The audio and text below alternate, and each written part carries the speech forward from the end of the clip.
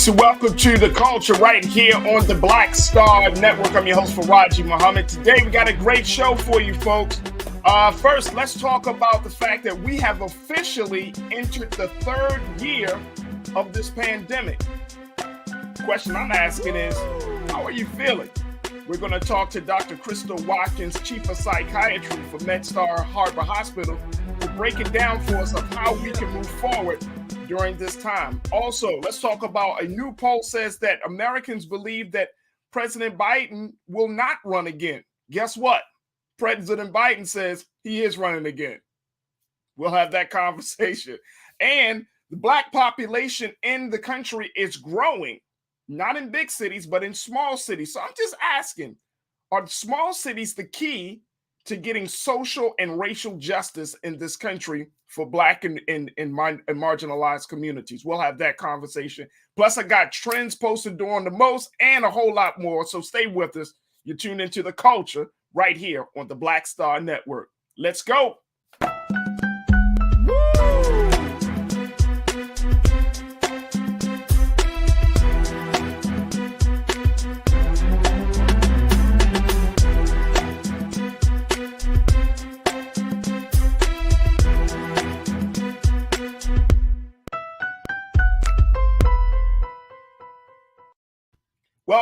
Welcome to the show, folks. I'm so excited about what we got in store for you today.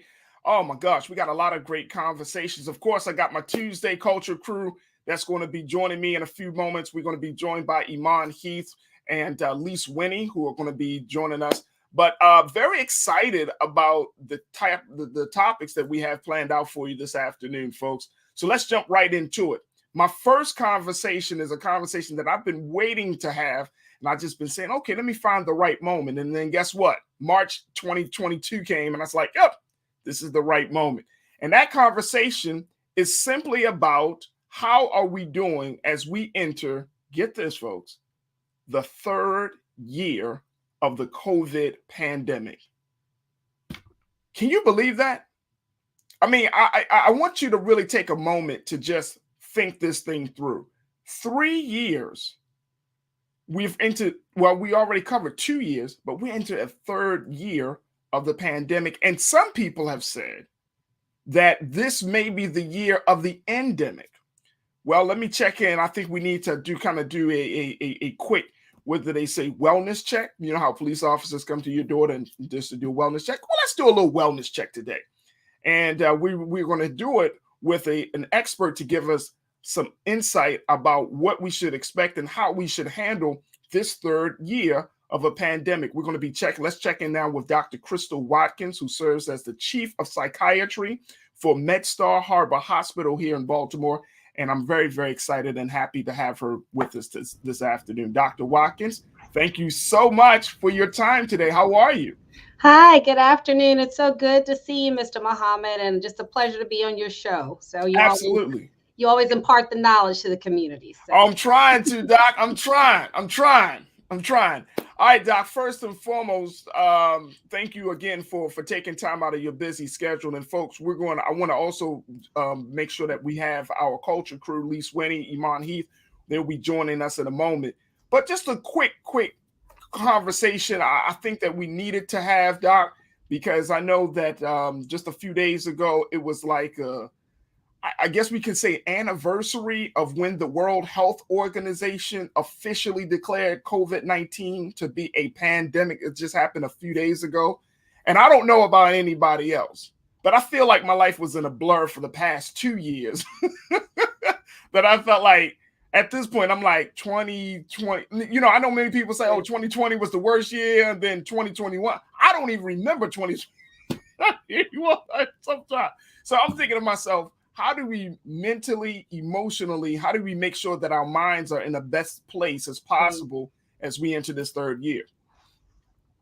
Well, I think part of it is just this kind of just disbelief that we have been going through this for almost, 2.5, 3 years. And I remember this time of the year because it's my son's birthday, and then suddenly remembering having to cancel his birthday party, and then the schools closing.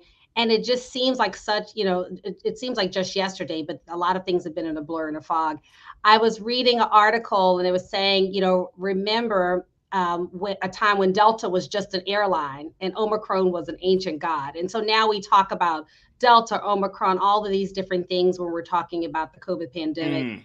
And as a psychiatrist, I can say it's not just from a patient perspective, but from a personal perspective, I think we're all tired of the pandemic. And so, like anything else, we have been surviving and striving and kind of living day by day, thinking that, next month it's going to be over. Next week it's going to be over.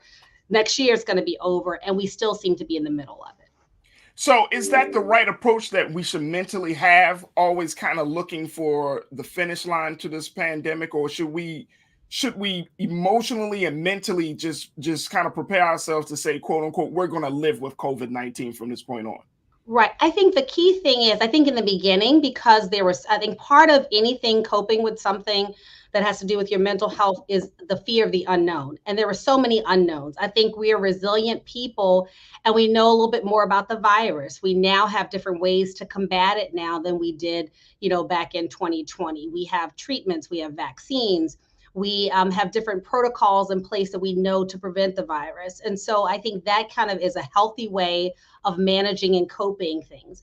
I think knowledge and facts really help us to deal with and manage feelings. And I think it's a matter of balancing both. So exactly. No, I apologize for interrupting, and I like that point that you're making, that managing feelings. And I feel like I know people, because of the time of year, it's spring, the weather's gotten warmer. Mask mandates have loosened, restrictions have loosened. So people are starting to feel a little bit more upbeat about, and I would say optimistic about the year, because things are starting to feel a little bit more, quote unquote, pre-2020. Right. But then you still get this messaging. I saw that Pfizer is looking to ask the government for another authorization of more booster shots. I saw that the president said we're not out the woods yet. So it's like we're getting kind of like this mixed message, like our minds and our bodies are trying to adjust, but then at the same time you have these outside sources that are saying, hey, this thing is not over. Hey, don't enjoy yourself too much. we might be hit with another variant soon. So how do we reconcile those two mindsets? Right. I think the key thing is having people like you to really educate the community and talk about some of these different things about the virus and have the facts. And so we have that knowledge base to really help us to make determined decisions. I think throughout the pandemic, one of the things I love to tell my patients and my family is to actually stay grounded and try to go about life as normally as you can. So enjoying those things that you would normally enjoy, and if you had to modify them, you can. And we've seen this. Again, I deal in resilience, and I think we're resilient people. Whether it's the Zoom birthday party or the Zoom meetings or the Zoom family reunions or even the Zoom dinners, that people have been able to come up in ways to celebrate and still be a part of each other, and which kind of counteracts that being cooped up, not having enough supplies, not being around other people, and then, and really kind of relying and resting on our fears. So again, having that balance. And I think as we're moving forward, one good thing is because of so many of the different medical interventions and because we've been working together as a community to combat the virus, we now know this year in Maryland, we have some of the lowest infectivity rates that we've had since the pandemic. So we saw this huge surge in the number of cases, unprecedented in January. But now as a result of that, we now have very, very few cases, which is very helpful. So that is awesome to hear. Folks, as we're talking to Dr. Crystal Watkins, who serves as the Chief of Psychiatry for MedStar Harbor Hospital, we also want to bring in our culture crew member, Lise Winnie. Lise, thank you again for showing up today. How are you this afternoon, Lise? I'm well, thank you. How are you? I'm good. Also, we're joined by Iman Heath. Lise is the host of Millennials Anonymous podcast, and Iman is actually an activist and an entrepreneur. Iman, good to see you again. We got you on mute, Iman. Oh my gosh. It's all right. And It's per all right. usual, hey It's the y'all. third year of the pandemic. It's all good. So certain things. Good to join y'all. All right. So Elise, as we're hearing from Dr. Watkins saying, look, you just take your time, just slowly kind of reacclimate yourself back into the quote unquote pre 2020, but just be mindful that things could possibly change. What's going through your mind and how we should move forward on this third year? And I'm just talking about mentally, emotionally. What's going through your mind for you? I mean, I have to agree with the expert. I mean, all I'm doing, all I can speak for is myself, is that I'm trying to live life as normally as possible because I cannot constantly live in fear, which I'm not going to lie to you. In the beginning of it, I was like, panicked. It was doomsday 2000. I wish I would have made like a bunker. Like I was full on locked in panic mode, but you can't live like that. So my thing is trying to live as normally as possible, even with having young kids, because it's really hard when you have young kids. I have a child that started school for the first time during the pandemic. So she's never been to school without masks and restrictions. And so trying to navigate that with children and explaining to them this is not going to last forever. I'm hopeful because we've gone through the Spanish flu of 1819, and that took about 18 months and eventually that subsided. So I'm hopeful. You're hopeful. You're like, I'm hopeful. So I hear you. I definitely agree. And Doc, when we're talking about, and I think Lisa brings up an excellent point, when you're talking about getting your children, younger members of the family, to familiar, like, there are schools that are saying, hey, we're going to start taking masks off for the second half of the year. What would your recommendations be for children that are and parents that are like, what's going on? Like, you know what I mean? Like, I can't breathe out in public. No. Well, I think the first thing is, with anything else, we have to acknowledge our feelings. This has been a very stressful 2 years. And then we keep, we're treading water and we keep thinking we're going to come up for air. And then somehow something kind of keeps pushing us back underneath the surface. And then we can, continue to try to adjust. So I think just acknowledging that this has been a fearful time. People have been angry because they weren't able to, take their kid to school for the first day or attend that graduation. People have been sad because they haven't been able to go to proper funerals and homegoing services. And people are still worried because every time the finish line keeps getting moved, we think that we're at the end of the pandemic and then it keeps getting moved. And then sometimes you hear all of these different things and you just feel numb and frustrated. Yeah. Those are normal feelings, and just acknowledging those feelings and knowing that you're not alone, that there's so many people, many of us, not here in Maryland, not just across the United States, but across the world, that are feeling those same types of things. And then learning to kind of cope with those stressors and cope with those feelings by balancing them with other fun things. I think like what Lisa said, going out and just trying to live life to the fullest. If you haven't been out to dinner in 2 years, now might be the nice time. You have that beautiful day, go outside, find a nice outside setting and have that nice romantic dinner or that girls' night out. And again, starting to slowly get yourself back into a normal routine where you're countering those feelings of fear that we've all had at some point in time. And I think, and the thing is, it's not just fear for ourselves, because the way the statistics work, if you're a young, healthy person, if you've gotten those vaccines, you're at a very low risk of contracting the virus. And if you do get the virus, then you're going to have mild or minimal symptoms. But we worry about our children. We worry about our grandparents and our parents who are older or have diabetes or some of those other illnesses, or our children who may not be vaccinated or who we may not feel comfortable vaccinating and sending them to school. And that mask and that hand sanitizer has been a protective factor. And now we've been told for 2 years, keep that close at bay. And now we're saying we can take that off. What I do say, follow the science. So if they're saying the reason why we're saying we no longer need masks is because of the infectivity rate of the virus is decreasing. Yeah. People are vaccinated, and if one person gets vaccinated, that protects a lot of us. And also people have had the virus. And so we now have this herd immunity that we've we were trying to create kind of like the Spanish flu. It took us 18 months. So we're kind of getting to that point where our bodies and our brains are becoming resilient to the virus, and we're going to be able to fight back. And again, eventually be able to talk about this in a historic factor, like we do about polio, or like we talk about the Spanish flu. And Doc, when you're talking about your feelings around certain things, certain laws, certain restrictions, certain any element of this pandemic, what's the best and most healthy way to do that? Because it's one thing to go on social media and just go full blown rant on everything, right? But then it's another thing to sit down with a therapist, a professional, and say, hey, this is what I've been feeling. My family has undergone these challenges during these past, few months or couple of years. How do we have those conversations in a very healthy way, whether it's with our family or friends? Right. So I always like to talk about things in threes. And I think the first thing is to take a break. Take a break from watching the television, reading the news, listening to social media. I think sometimes when our brain gets flooded, then I think I always say our head is connected to our body.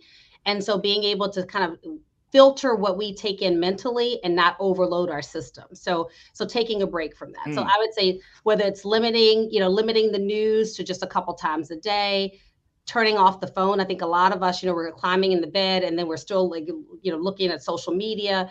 Turn that phone off. As a matter of fact, take it out of your room, put it in a different room so you can actually get some good sleep, reducing your computer time. So again, taking a break. Number two is taking care of your body. So whether it's when you feel that stress and that anger or that frustration or that uncertainty overwhelming you, just taking some deep breaths. And those deep cleansing breaths, the body can't be stressed and anxious and relaxed at the same time. And so just by taking those deep breaths in, that helps. Exercise helps, and plenty of sleep. So taking care of your body. And then the third thing is actually connecting with others. So why is the pandemic, why has it impacted us so much? Because we're social beings. We take comfort in being around other people. We're social animals.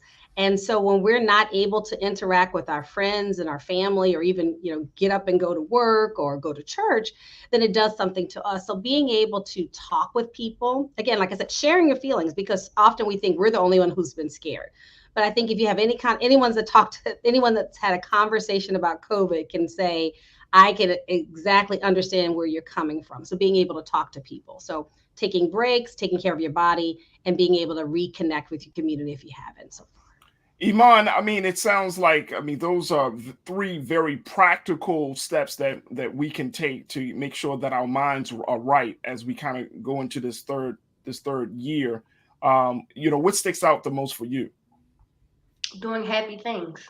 That's what sticks out the most. Those first 8 months of being stuck in the house, when I say drove me crazy, it was like I have to get outdoors, especially when it gets warm outside. We feel better. I know I do. Warmer weather, I'm in a much better mood, much better mindset. So the biggest thing for me is being able to still do those fun activities. Maybe not always go to a restaurant. Maybe not always, go to the movies or something, but just be literally outdoors. We can have picnics. We can go to the park. We can go sit and watch the river flow. It doesn't matter. Just get outside. But like she said, just having that peace.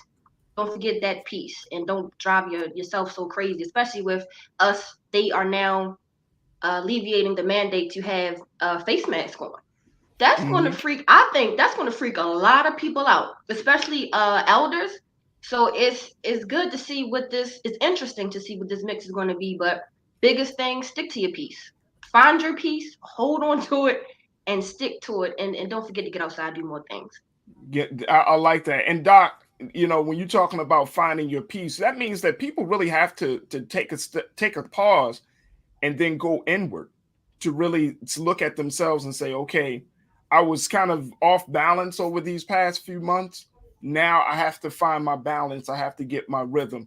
And I know that could be a struggle for some people to kind of get back into the rhythm of things. Even if it's not pre-2020, the fact is that your mind is still joggled. Your mind is still thinking everything else that has already happened and is not able to make a move to the next thing. Can you talk to us a little bit about that? Right. I think that's an important point. I think I try to find the silver lining in sometimes when we have tragedy. So I always say triumph over tragedy. And one thing really is if we haven't learned anything from the pandemic, it's just to value life and know that tomorrow is not promised. And so some of these small arguments that we get into, petty disagreements, it really should put things in perspective and say, sometimes we dwell on things that really are irrelevant and really not even worth our time. And so then bringing yourself inward. So whether it's if you're a person who likes to pray or meditate or just turn off the lights, close your eyes and have 2 minutes of quiet time. Sometimes being grounded and centered and giving your mind that time to just relax and disconnect from the hustle and bustle and chaos of the world. I think that is just so important.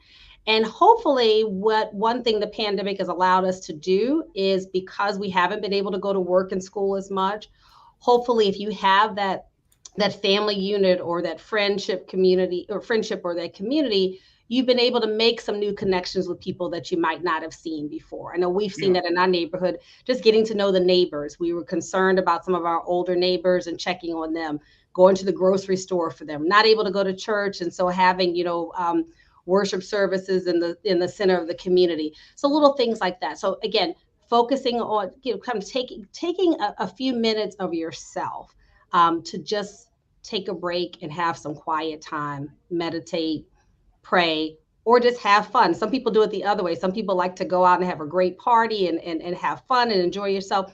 But again, just kind of appreciating the moment and appreciating the limited time we have on this earth and limited time we have with each other. And I understand you saying that, Doc, because I feel like there have been I feel like there are two big places that people have dealt with this pandemic. It's either out of fear or out of anger. And Lise, when we're talking about, the impact of this thing, when you're coming from a place of fear, that fear can restrict you and it can disable you. And at the same time, it can make you do irrational things or have irrational thoughts. Same thing with anger, that if it's uncontrolled, you start going off on everybody. You know what I mean? People that don't deserve that wrath to come from you. How have you been able to find a balance or to try to walk that fine line to not get into a place of being super scared or super angry? Right. And I think one of the things, like I said, has been being able to talk to friends and family. And I'm a mother myself. I'm actually a mother of 4. And so, I have my own fears and my fears for my children, and being able to talk to them and just making sure that they're okay. Yeah. And then again, having some fun. I love music. I love to dance. And so one of the things that we really enjoyed is getting together with our friends and family that we usually get together and having like our own TikTok dance off. Or a movie night. Wait a minute, hold on, Doc. Let me find out Dr. Watkins on damn TikTok. I'll like your post, Doc. I'll give you a little extra boost. And then playing fun games. Like I learned how to use Kahoot, and then we did an online black card revoked, and just having a good laugh. So humor, music, fun, all of those things are just really healthy. And like I said, your head is connected to your body. So if you don't do those things to release that stress, release that anger, and let go, you will feel it physically. You will have those stomach pains. You'll have those body aches and those back aches. You'll start to have those heart palpitations. Your blood sugar will go up. Your blood pressure will go up. And so it's always about that balance. And so when we have these, again, triumph over tragedies, when our mind is tested, when our body's tested, we have these things built in for us to be resilient, but we have to make sure we tap into those things in order to be able to release that negative energy. Absolutely. Lise, what's your take on that? I mean, I agree as well. When you're fearful, you can't do anything, which in the beginning of the pandemic, I'm not going to lie to you, I was very, very fearful. And it's amazing that we're still going through this to this day. That's why I call this new strain, I call it unicorn because it's unbelievable that we're still going through this to this day. Talk about it. But I agree. Like for me, it's just a person that suffers with anxiety. I have to make sure that I am in a good space because I can't help anyone if I am not mentally in a good space. So making sure, just like Dr. Watkins said, that you are taking time with your family and playing games and going outside. And those are the things that I found that helped me the most. I would be interested to know if Dr. Watkins has seen any changes like in psychiatry. Have they noticed any changes in human behavior during the time of this pandemic or anything that has changed? Absolutely. A great question. No, that's an excellent question, and two things that we've seen. So if you look at the statistics, so the rates of anxiety and depression across the country, it used to be around 10 to 12%, have gone up to as high as 28 to 35%. I have been the busiest now that I've been practicing for over 15 years. It's the busiest I've ever been in my entire life. So many people are suffering. And what would happen normally is that you'd have your other community to maybe be able to talk about some of those things. But some of us have been so isolated that only people we have to turn to are the psychiatrists and the psychologists and our clergy people, which I'm really happy to help. But I think it's also brought about more of an awareness of mental health. I think in our communities, there's a stigma when people have depression or anxiety. We believe that there's some kind of broken part there. But we don't stigmatize people when they have high blood pressure or diabetes. And so we shouldn't do the same thing when they have an anxiety disorder or they feel isolated or have depression. And so I'm just so really just thankful that people are now thinking about their mental health as much as they have their physical health. Yeah. But then also so the other thing that they're looking at too are patients that have what they call long haulers. So for many people that have gotten vaccinated, they have actually kind of been able to avoid the really serious side effects of COVID-19. There are a large group of patients, I'm in the hospital today, that have never been vaccinated. And those are the ones that we unfortunately still see in the ICU, that we still see on the ventilators, and that are high risk for what we call long haul syndrome. So even after you've been treated and cured of COVID, people still have problems with breathing. They have problems with walking, thinking, memory. They still lose their smell and taste.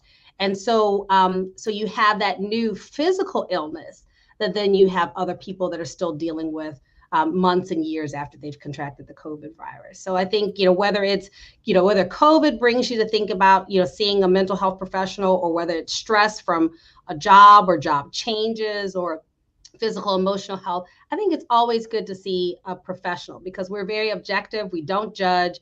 And so sometimes it's just good to vent and get out whatever frustration or anger or sadness that you have, and then be able to think about some ways that you can manage things. And again, sometimes you can, even though we can be our own professional and we might be the one in the family giving advice to everyone else, when you're the person that everyone leans on, if people are leaning on you too much, then you're going to fall over. So it's always good to make sure you have that outlet too. Wait a minute, Doc. You might just gave a quotable for the day. When people lean on you too much, you're going to fall over. Yeah. Lord. Get snacks. Look, and Doc, I appreciate your time. Thank you so much for taking time out of your busy schedule to be with us today. I know that this conversation is very important, and we're going to, to have more discussions like this because as much as we talk about the facts and the numbers, and there have been a number of new cases in China, 5,200 new cases have come up over the past 24 hours. My thinking is, where is our heads at? How are we feeling? Where are we with our heart, mind, and spirit? Because, that's going to be the real resistance against everything else. That if we're not in a right headspace, then everything else is going to fall apart. And so, I think that we have to do these regular wellness checks, especially now, because things can go back to what it was in 2020 and 2021. And that could be a real hard transition and a big struggle for a lot of people, including ourselves here. So, I appreciate your time in talking to us about the toll that this thing can play, but most importantly, giving us some insight and some recommendations on how we can deal with it. So thank you so much for your time, Doc. Well, thank you. I appreciate you. I appreciate your wonderful panel and your show. So Thank you. Wonderful talking with you all. You too. You too. Thank you so much. Dr. Crystal Watkins, Chief of Psychiatry for MedStar Harbor Hospital. Folks, we're going to take a quick pause. When we come back, let's talk about something else that's taking a toll, how people think that the president won't run for re-election come 2024. Guess what? He said he's gearing up. We'll have that conversation. So stay with us. A lot to get to in the next 30 of The Culture right here on the Black Star Network. We'll be right back.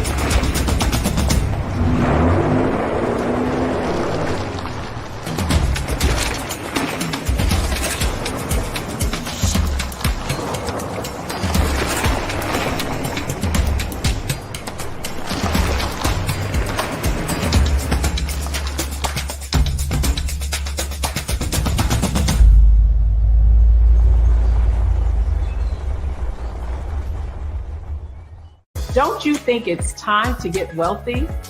I'm Deborah Owens, America's Wealth Coach, and my new show on the Black Star Network focuses on the things your financial advisor or bank isn't telling you. So watch Get Wealthy on the Black Star Network.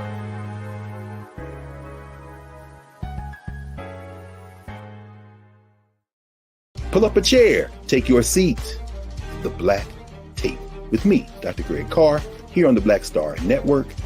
Every week, we'll take a deeper dive into the world we're living in. Join the conversation only on the Black Star Network. Hi, I'm Dr. Jackie Hood Martin, and I have a question for you. Ever feel as if your life is teetering and the weight and pressure of the world is consistently on your shoulders? Well, let me tell you, living a balanced life isn't easy. Join me each Tuesday on Black Star Network for A Balanced Life with Dr. Jackie. We'll laugh together, cry together, pull ourselves together, and cheer each other on. So join me for new shows each Tuesday on Black Star Network, A Balanced Life with Dr. Jackie.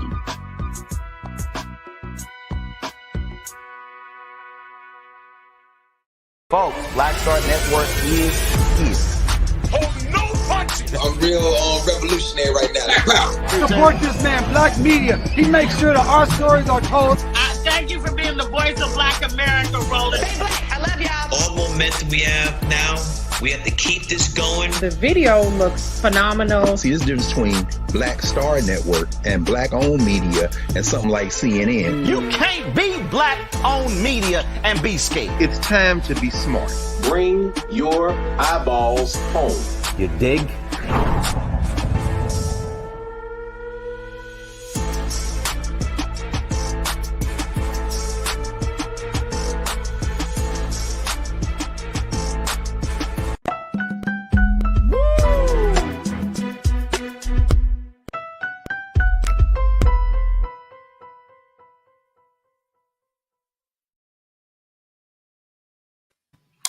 Folks, it looks like this is going to be a challenging year for President Biden. President Biden has entered this year's midterm election with roughly half of Americans doubting he will seek re-election for 2024. However, the country's oldest president is saying that he will seek re-election come 2024. Yeah. At 79 years old, President Biden being the 79? oldest president. Yes, 7. we might as well bring the culture crew back in. He completely caught me off guard. Don't tell. I knew he was in his 70s. He's 79 years old. Yeah. Yes, he's 79 years old. So folks are saying, there was a new poll that came out from the Wall Street Journal. And let me just share with you just a little bit of the data that the report said. It said that 52% of Americans don't think Mr. Biden will run for re-election in 2 years, while 29% do expect him to pursue a second term. 19% are undecided about his future. Among Democrats, 41% said they think Mr. Biden will run again, while 32% said they didn't think he would. The poll found 26% of those Democrats unsure. One of the things, if you look through those numbers, folks, you do not see a huge consensus, Lisa and Iman, for the president to run again. And the word is coming from the White House and his administration is that he's gearing up, he's getting ready, but he won't make a final decision until after this November's midterm election. What's your take on this, Lise? When you look at it, well, let me start with Iman since she don't know. Listen, Iman didn't realize how old the president was. I didn't realize 79. Now, Brandon understood he was older. No, I get you, Iman. I get you. He was the oldest, but 79, Farajii, that's 80. That is 80. You are 80 years old. Well, actually, it's 79. It's actually 79. Farajii, that's 80.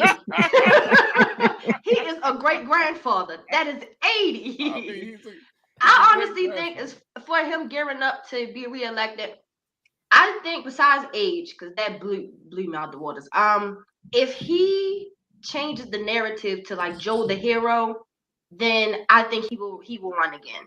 If he somehow makes a immediate U-turn to this, what I see, a recession coming, if he's able to turn this around within his next years of being in office, then I think he will run again. But he has to come with his chest stuck out. You know, I got us through the toughest pandemic we've seen since such and such. And that narrative he does, big proud Joe, he has to be the hero at the end of this. I don't know how he's going to turn it around.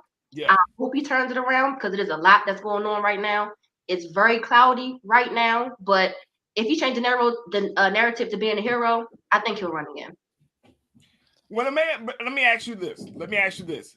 Even changing the narrative, do you think, and this is a concern that Democrats have, not just his number of how old he is, but they're saying his energy level, his mental faculties. You know, one of the things that, if y'all both remember, when President Obama came into office in 2008, he looked young, fresh, and out of, you know what I mean? He looked like he was bouncing around the Oval Office. Black hair. Black hair, right?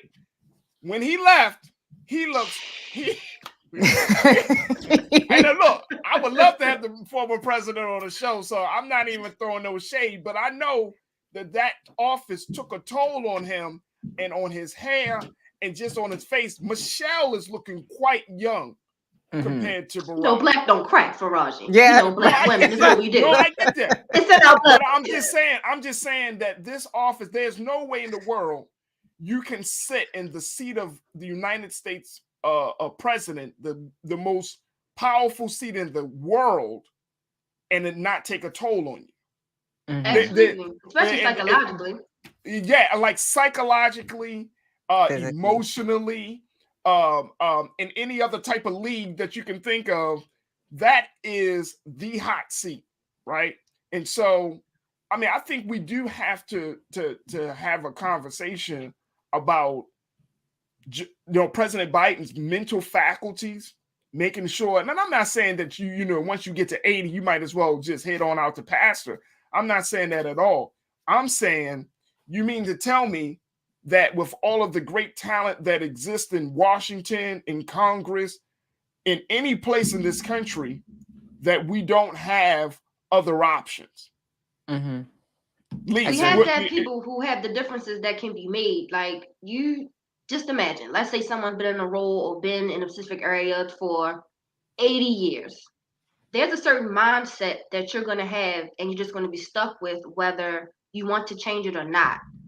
We need leaders who are going to be those game changers. I don't think he should run again, because as far as his mindset into change, like, there has to be a gear shift in change. Being around so long and being a part of politics so long, you keep pushing the same envelope. We need new envelopes, y'all. We need new envelopes. A new envelope. Lisa, what's your take? I agree. I mean, when he became the president, I said he was a one-term president, even before any of this stuff happened, because I was like, there's no way in hell that he's going to be running the country at 84. And I'm not being an ageist at all. Like, I believe that I'm not the type of person that believes that just because you're older, you can't run the country. But when you do look at a lot of the presidents, when they started, if you're looking at them physically, all of them took that turn. You look at George W., he did the same thing. Bill Clinton, you see the physical toll that it takes when you have to go all over. And not to mention that I don't know if a lot of people who know this, but Joe Biden has been in Delaware a lot. So he spends a lot of time at his home, which I think that with Joe Biden and all the things that have happened, he's not going to say that he's not going to rerun right now. It's too soon. Again, like, after we see what happens with these upcoming elections, of course, I think he'll make that determination. But no president did that. They usually waited. I think Jimmy Carter might have been a little bit earlier on the gun to say he wasn't going to run. But I don't think that Joe Biden will. And I think he's waiting to see what will happen before he does that, so that the Democrats, who are not ready yet with a front runner, there is no front runner in the Democratic Party. That's the concern. That's the concern that people have. People like, okay, Joe Biden may not be the strongest candidate, but obviously he's in the office. He understands what it takes to be in the office. He understands government. He understands some of the dynamics and some of the changes in politics. But then the other question is, who else, right? And we can go down a list of political superstars that I think that a lot of people, we can say, oh, Stacey Abrams or this person or that person, right? But I'm talking about who else who's going to garner 70, and we're going to pull up the numbers on this, but I think he had 80 million votes. Yeah. In the 2020 election. 80 and even Trump, million. though. And look, and Trump is not a young man. 75. No. 75 years old. I'm saying, like, there have been moments where we've seen Trump, whether he's trying to lift a glass or he's trying to take a slow walk down the ramp or whatever the case may be. So he's not a young man. But I'm just saying that Biden was able to get 80 million votes. Now, by the time we get to the 2024 election, personally, this is personally for me, sisters. Personally, I don't want to see a rematch. No. Personally, I don't either. I don't want to see a rematch of Biden Trump. I would like to see, because again, I truly believe, not that I'm an ageist, but just simply because I know that there are more talented people that can take this country further along. Now, we could talk about President Biden in his 4 years in office as president, but he got to talk about the fact that he had 8 years in office as vice president, and we got to talk about the fact of his 40 plus years in being in Congress. So his time has been very well spent in public service. So we can't just say, oh, no, I mean, he just had 4 years. No, he had 4 years as president. He's been he's gone through the whole chain. I mean, most politicians don't live the life that Joe Biden has lived. Yeah, to take it that far. I think Hillary Clinton is going to be the default for a Democratic candidate. I really think she's going to be wants to run the default person. You don't think she will? I think if Biden really crashes and burns, not literally, but it just looks completely horrible than what it did from the beginning of him getting in office. I think she will get out there and run again.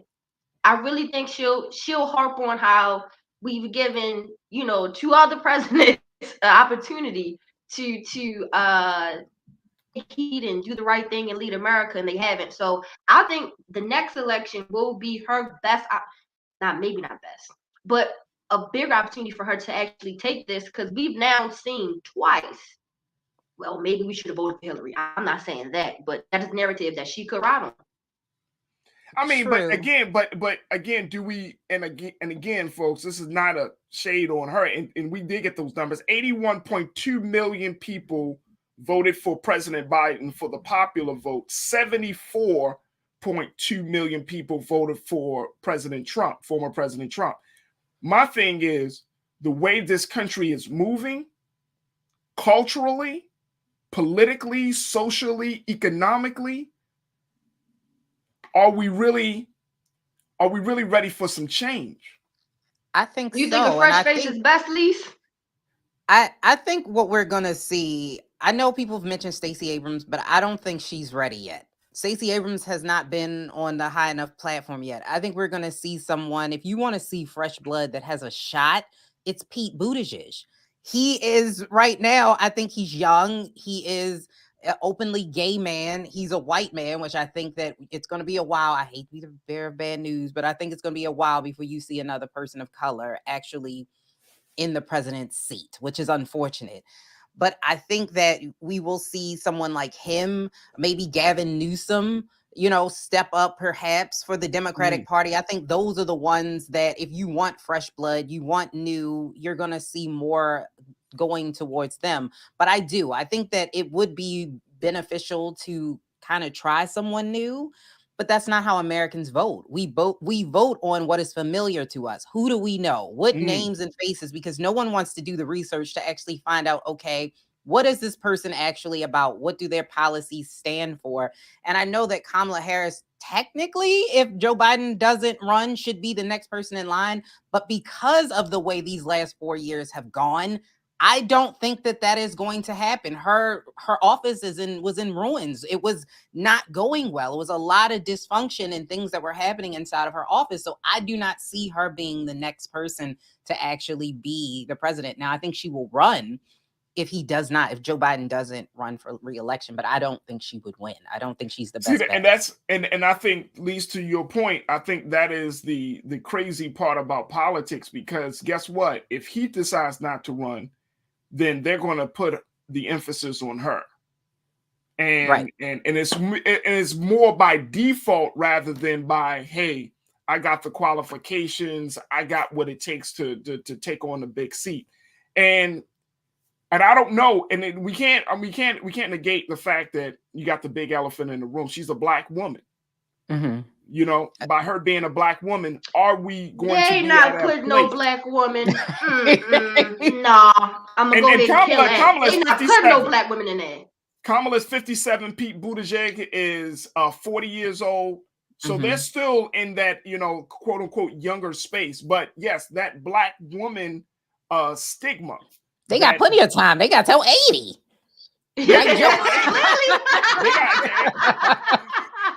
Look, let me tell you. Look, ladies, I truly believe, like, culturally, we need to break down and we need to really check age boundaries, because across the board in any field of endeavor, whether you're talking about arts and entertainment, whether you're talking about sports, in every field of endeavor, somebody is breaking those barriers right now as we speak. President Biden, the oldest person. Yesterday we talked about Tom Brady. He's 40. He's in his 40s. Jay-Z, he's 50. You know what I'm saying? Like, I mean, there are constantly, like, we're in that time frame where people are just breaking those barriers of age, of letting their age define who they are and what they do. So I mean, I think Kamala Harris, I don't know if she wants to put herself in a space where she, quote unquote, is the default candidate, because the president says, I'm not going to run. And now the Democratic Party said, well, you've been in there and they know your face, they know your policy, they know how you work, therefore you should run. When there could be some other folks. Now, you said, at least Gavin Newsom, the governor of California, he's doing some really progressive things and still kind of walking the fine line of being not too left and not too right. But yeah, I mean, are we looking at a time where we're looking past white males and saying, okay, let's look at Latinos, let's look at Black folks, let's look at women. I mean, I think that we can get there, but I don't know if we're going to get there in 2024. I don't think so. I don't got 2024. Not 2024. It's way too soon. We just got our first female vice president, first female to even get to a presidential seat. Like I don't have it happen. It's too soon. Now, as far as millennials, if we really get out there and vote, including myself, because no, I did not vote. I didn't support either candidate. But if we really get out there and vote how we are supposed to, if we really get out there and put the numbers to it, I definitely think we could see that change. Not 2024, but maybe an election or two after that. I think what's going to be the biggest factor is the fact that a lot of us millennials are now working on owning a home. We're working on bigger assets, and now it's like, okay, we're now involved in the economy. It's now hitting us. Hey, we need help. We do need to vote for a president. Now, again, I'm not the hey, go to the polls kind of person. However, we have to start to change somewhere. Now, I'm all for having our own. Y'all know, Black folk, let's have our own. But for now, as far as millennials across the board, we have to get out there in those numbers. Not 2024. I don't think it's going to happen 2024, but after that, yeah, definitely.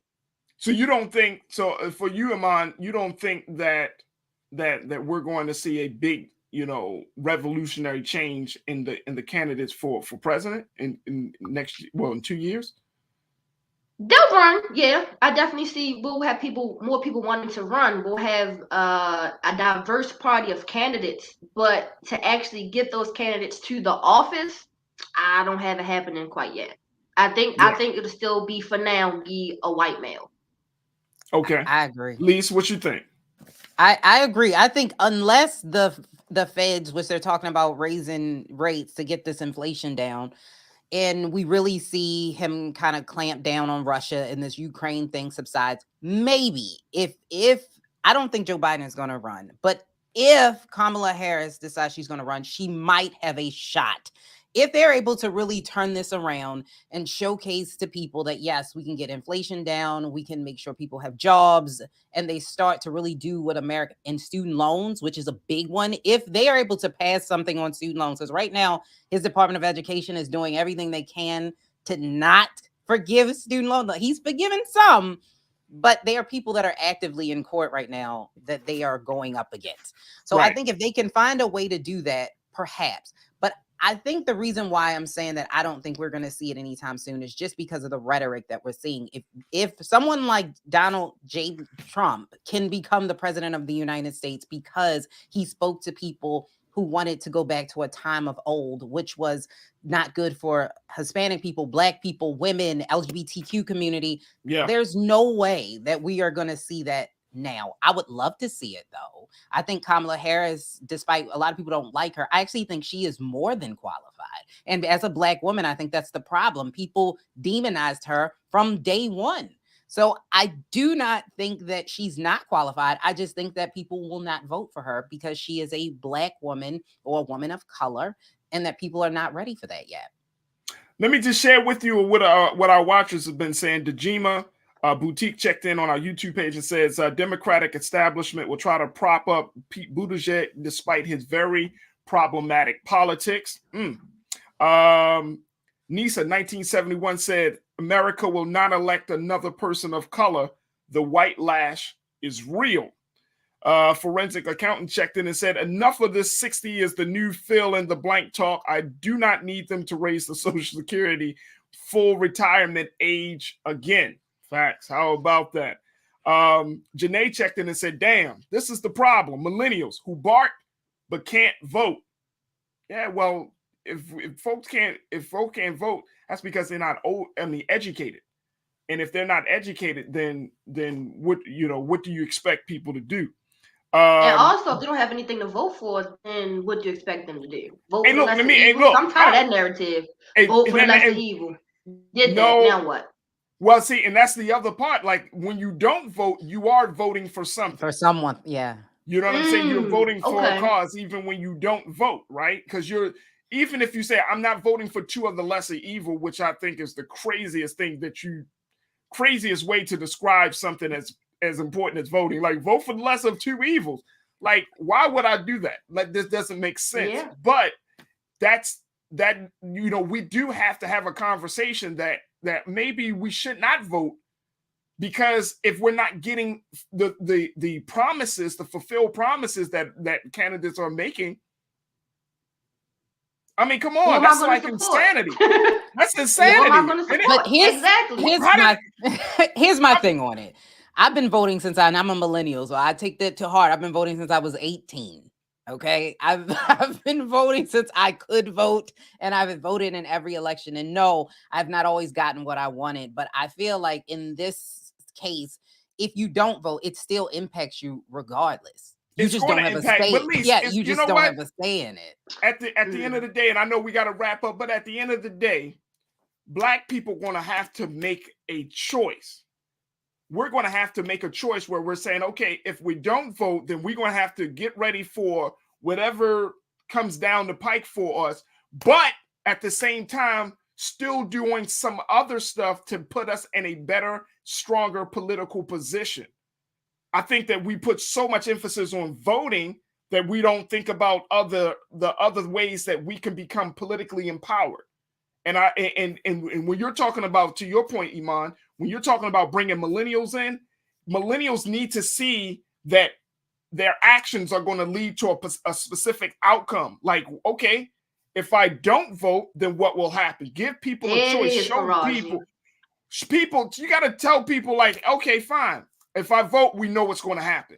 If I don't vote, then what will happen? You can't just go Armageddon doomsday and be like, if you don't vote, stuff is going to fall down. And education. You need people to be educated on where their vote goes. But see, this is the thing. Here's the thing, though, ladies.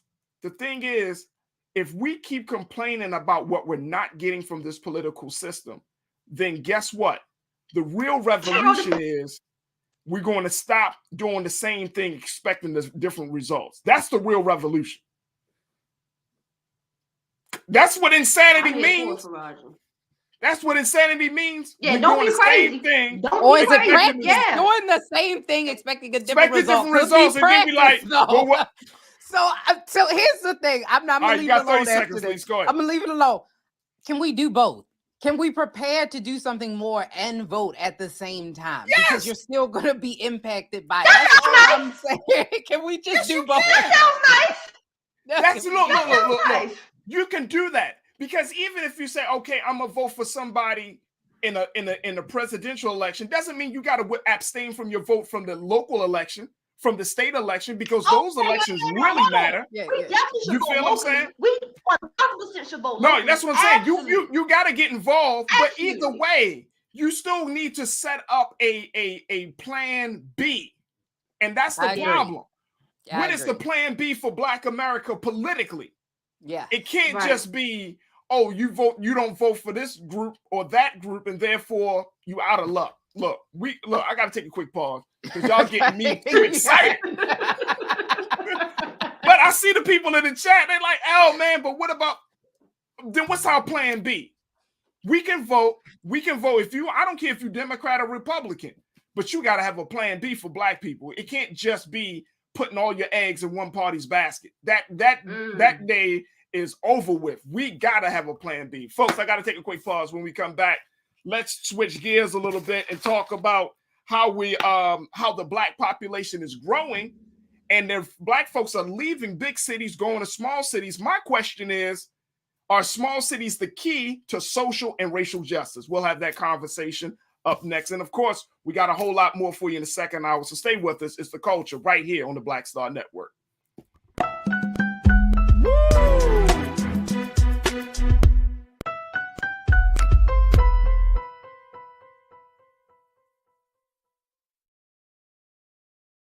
Don't you think it's time to get wealthy? I'm Deborah Owens, America's Wealth Coach, and my new show on the Black Star Network focuses on the things your financial advisor or bank isn't telling you. So watch Get Wealthy on the Black Star Network.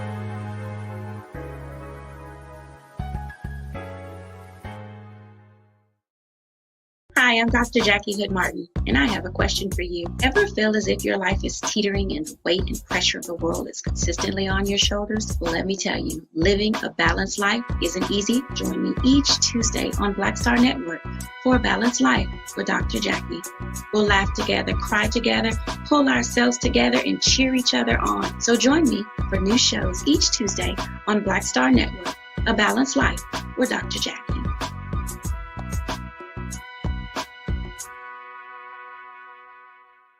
Pull up a chair, take your seat. The Black Tape with me, Dr. Greg Carr, here on the Black Star Network. Every week, we'll take a deeper dive into the world we're living in. Join the conversation only on the Black Star Network.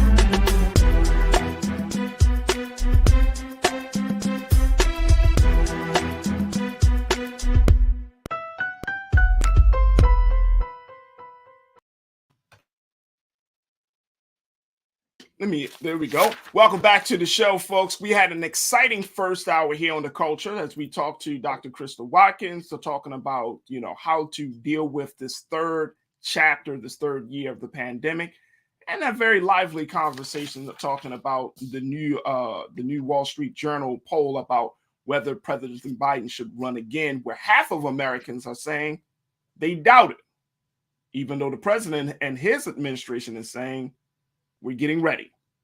So we will have to see. And certainly, as you know, this is a midterm election year. So we're going to have much, much more conversations about that situation, about that issue.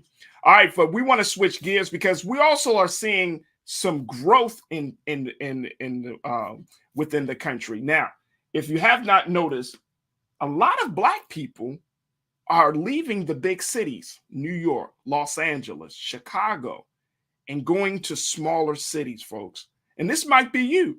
This might be you and your family. You might have left some big metropolitan urban hub and decided that, you know what, I'm going to go to a smaller city. I'm going to move down south. I'm going to leave Atlanta and maybe go to Savannah or someplace smaller because you find that life can be a little bit simpler, more manageable, and it might just fit your politics. Well, you won't be the only one. According to the recent reports, the largest African-American population growth in pure numbers, folks, over the past decade is out. It shows that Black people are leaving big cities and they're going to smaller, less congested cities such as Fort Worth, Columbus, Ohio, Jacksonville, Florida, and Charlotte, North Carolina. Over a 10-year period, each gained between 32,000 and 40,000 new Black residents from 2010 to 2020, according to the latest census figures. And my question as I go back to my culture crew, we're joined by Lee Swinney, host of Millennial Anonymous podcast, and Iman Heath, who is an entrepreneur and activist. Ladies, my question about this migration, because there was a huge migration years ago to the big cities from the small cities. Now we're seeing another level of migration from the big cities back to the small cities. But my question is, can this be the key for Black people in particular and for marginalized communities in general to gain some level of social and racial justice in smaller cities that we may not have seen in large cities? That's my question. Can we get a little bit more out of smaller cities and make more gains out of smaller cities than large cities? Lise, what's your take on that? I think that with Black people moving into less developed areas, do I think that it'll help with social justice? It could. Depending on how many of Black people move into the area and actually get acclimated and actually get involved in the community from a higher level and instead of just living there. I think from a standpoint of individual Black wealth, I think that it can help a lot, because if you look at where like people are moving from, they're the most expensive places in the world. New York, California, they're just expensive to live. And one of the things with the wealth gap, the $70,000 that white people have typically per their families based, instead of Black people, it shows. It buys white people convenience. You can live near all of these things and still be able to buy that house, where Black people don't have that. They can't build that same level of equity. Now, if you're able to move out of those big cities, you're able to purchase a home and actually build equity. So you can purchase that home cheaper and perhaps build up that community to build equity in it. So I think that this is an opportunity for Black people to actually build some wealth. As far as building social equity or social justice, it's going to depend on how active they are in those communities. But I think it is definitely an opportunity, at least a step in the right direction. It's expensive out here in these streets. You shouldn't have to buy Cleo heels to pay your mortgage, but it's just, this is, unless you want to. I mean, I'm not, no judgment, but it's ridiculous. I definitely agree with Lise. It definitely depends on the numbers and the activity of that area as far as Black people. I watched the Netflix special called High on the Hog, and I saw how a lot of Black people did migrate in small towns in South Carolina, and a lot of it that they expressed was the reason for staying is culture. So I say if we spread I would call it the Black assets that get that cultural change moving, it could make a difference, but it's all in the numbers. All in the numbers. Wealth gap, I think it definitely will help, absolutely. Because there's not such a big competition pool, if that makes sense. If you have 10 houses on the block, 5 of them make bread and the other 5 make jam, you have a even odds as to which way to go. But if you are in an area where there's maybe one, I don't know, barbecue chicken place, and you open up 2, you have a high, your revenue may be higher than what your cost is, but it all depends on the numbers. So you're saying that, and from making sure I understand, Iman, you're saying that it may be possible that we could get some level of equity and justice in some of these smaller spaces because it's less people. Absolutely. It's because it's less minorities. There's less people. There's not such a bigger pool to choose from or have to fight for, or give me that piece of a crumb and that piece of a crumb. Where there are less people, you have less of those situations where you can't flourish, or there's a limit to how far you can go. So versus a rural place where you can pick a road and start building. Right.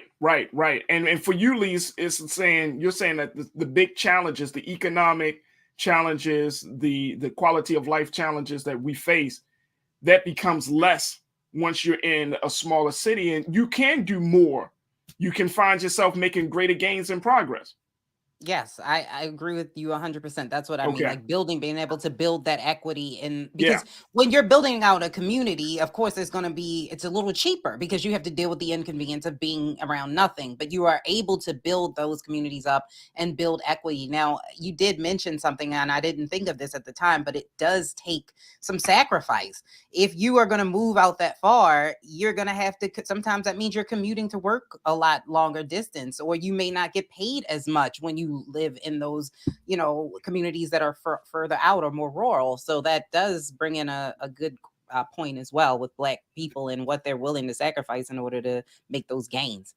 I mean, and I think, and I, the reason that I'm posing this question, ladies, is just simply because I thought about it, and I said, when you look at a place like Baltimore, Baltimore is, it's a relatively small city compared to some of your major cities, right? We have less than 600,000 people that actually live in the city.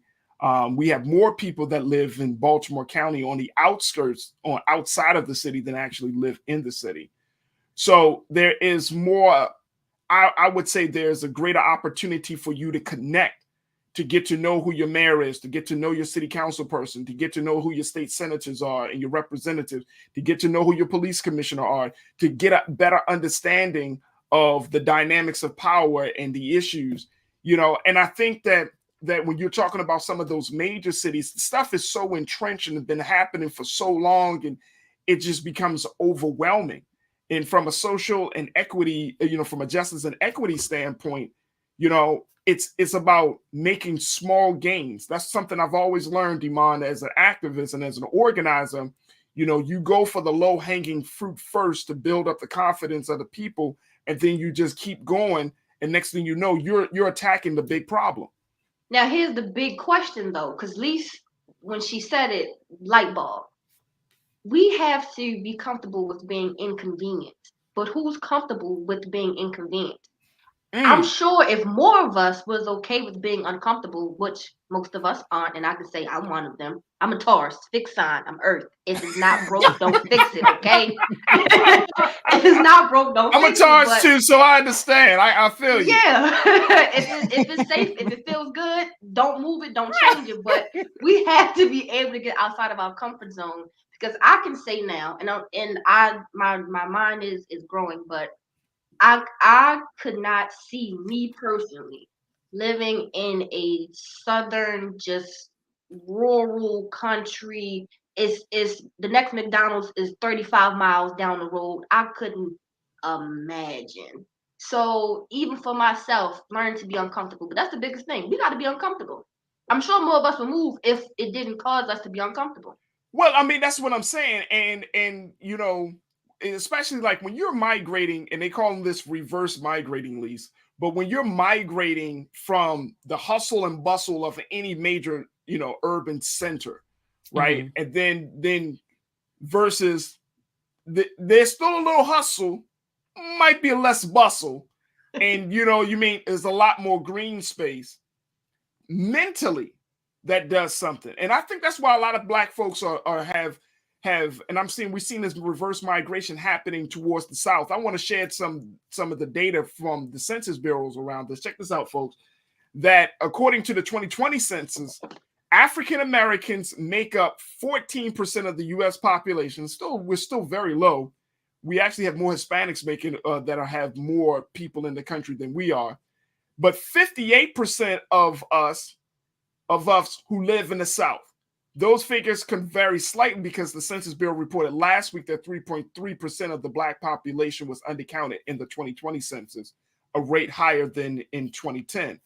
But we're still seeing a lot of people who are kind of coming back, Lise, to this place of, we ran out the South.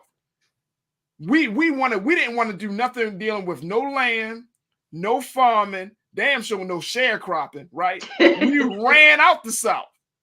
Now look at us. We coming home. We coming back to the South, right?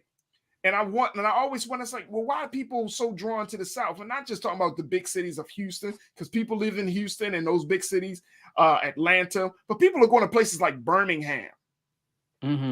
People are going to places in like Little Rock.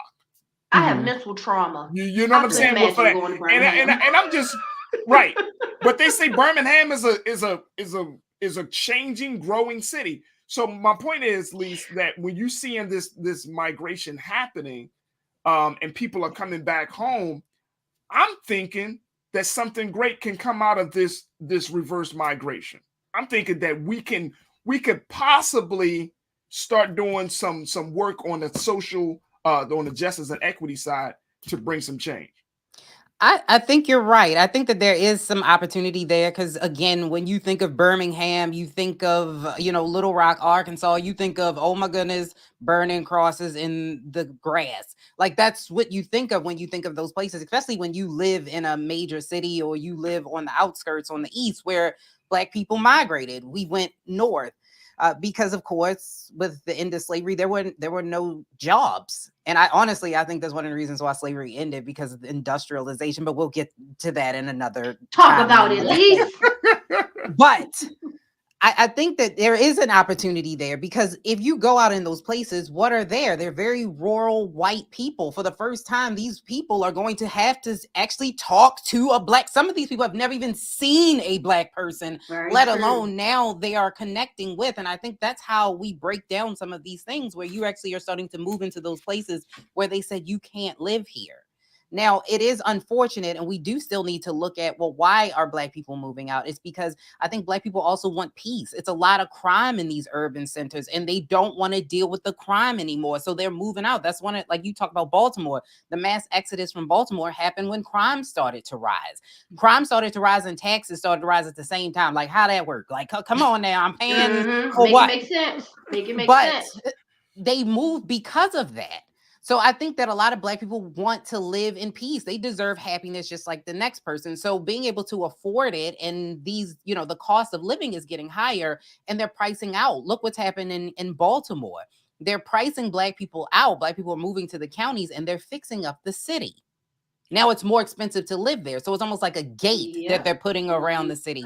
And that's what you're seeing in a lot of these urban centers. So I think you're right. We do have an opportunity to build the communities up in these rural areas and actually build some bridges where they weren't, from people that have maybe never seen Black people or never talked to Black people, and have the same economic strifes that we do. Poor white people share a lot of the similarities that poor Black people do.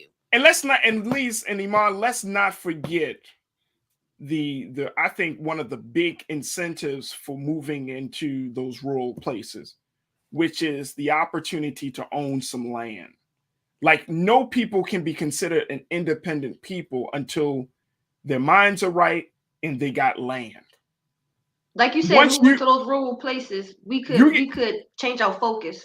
Look, if you move into a rural place, right? And I haven't bought property like land or anything, like farmland or anything, but imagine if you really buy 1 or 2 acres of land, right? That does something to you mentally. That just does something to you mentally, to be able to say, wait a minute, I got good fertile soil in my backyard, where literally I can start growing my own food, or I can take from the earth what I need to take to start to sustain myself. I can create a business just simply off the land, the way the land should be used, right? And it's like that automatically puts you in a space where you're not just a consumer, you're a producer. Mm-hmm. You know what I mean? And I think that is another incentive. I mean, look, and I know a couple of folks are going into the chat and they're saying, look, forensic accountant said, I bought some land near Native Americans who mind their own business. Oh, Lord. Chris Drew said, bought my land in the South. That's one of the big benefits of moving down the South. Like, if I was to move down South, I'm trying to figure out, okay, my home may be one place, but where the land at? I need to buy me some land, because in this day and time, land never goes out of value. Not at all. The dollar bill will. The dollar bill will. But when you got that land, and if you have a nice piece of land for you and your family, you can eat. That's where Black people can start. That's where we can start as a community. Like, we can take over the agricultural world. Now, we can buy land, buy an acre and a half, and really learn how to farm that land. And we could take over that industry, produce our own, buy within our own, or trade services within our own, hire our own, teach our own. This is something that can go on for generations. This can be a start of building generational wealth. This could be the start of finally closing that wealth gap that we have against our counterparts. So Farajii, make a great point. We got to get back to wanting to get our hands dirty. Some of us are too scared of spiders and worms and whatnot to even think about getting a pair of jeans dirty. to give people credit, though, I think, and this might be the thing, I think that people, we have, I think that we have been so damaged because of slavery that we don't want nothing to do with nothing about cultivating no damn land, man. Like we at this point, and I mean, I think that's a generational thing where our great grandparents and they understood, like, even though we went through that horrific experience of slavery, they understood that land was the real key. Just like education, land ownership is everything, right? But I think for us in our age group, and not saying us specifically, but in our age group, we don't have any true reference. We don't understand the value of that time of that time of our history. I like agree. we just don't see it. We think owning land is a damn backyard. When you clog, you squished in among all these other row homes and stuff, and we like the backyard is our land. And it could be, but there's nothing like it. If you've never been on a farm, or if you've never been on a space where you go out and all you see is just corn stalks or just grass, as far as the eyes can see, you just see grass. And then somebody says, your great grandfather owned all of that. And you like, I mean, that does something to your mind and your spirit, because you realize that you feel a sense of pride and power because you got a piece of the earth. Yeah. Go ahead, I Lisa, think there should be more education though into it, because I think that it's amazing and that's great to own land, but a lot of people don't know that a lot of farmers and Black people who had farms left because it's hard work. It's not easy to manage land, and it's not cheap.